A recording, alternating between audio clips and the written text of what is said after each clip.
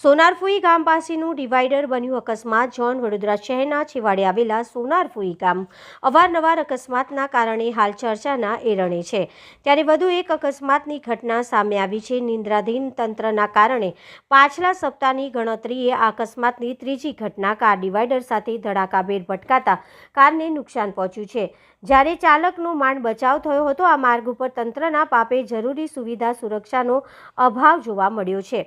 જાડી ચામડીના તંત્રના અધિકારીઓને અકસ્માતની જાણ છે કે કેમ તે પણ એક મોટો સવાલ છે ને એ પછી આ ખાડા કાન કેમ અને વારંવાર આ સર્જાતા અકસ્માતો ક્યારે બંધ થશે તે પણ એક મોટો સવાલ છે। અથવા તો પછી કોઈ વાહન ચાલકનો જીવ જશે તેની રાહ જોવાઈ રહી હોય તેમ લાગી રહ્યું છે।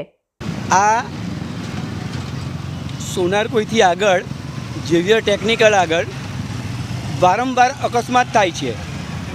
શું આ લગભગ 15મો એક્સિડન્ટ છે। એક્સિડન્ટ ઝોન છે, પણ છતાંય તંત્ર આની કોઈ સંભાળ રાખતું નથી। બેદરકારીથી હું તંત્રને વિનંતી કરું છું કે વહેલી તકે આ એક્સિડન્ટ રોકવા માટે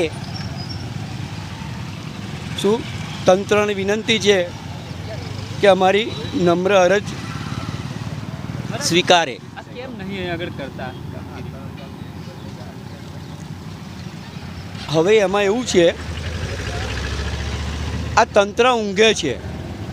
શું આ 15મું એક્સિડન્ટ છે। આ ભાઈ રાત્રે રાજકોટથી આવતા હતા, અંધારામાં દેખાયું નહીં। શું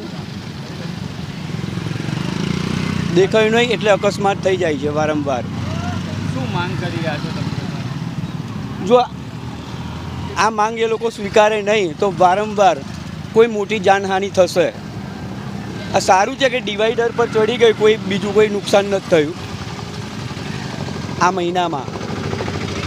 આ લગભગ 15મું એક્સિડન્ટ છે। બરાબર, આજે વિદ્યાર્થીઓની પરીક્ષા પણ છે। રોડના આ એક્સિડન્ટના કારણે વિદ્યાર્થીઓ પણ અટવાઈ શકે। રોડ પણ એક નંબરનો બકવાસ રોડ છે।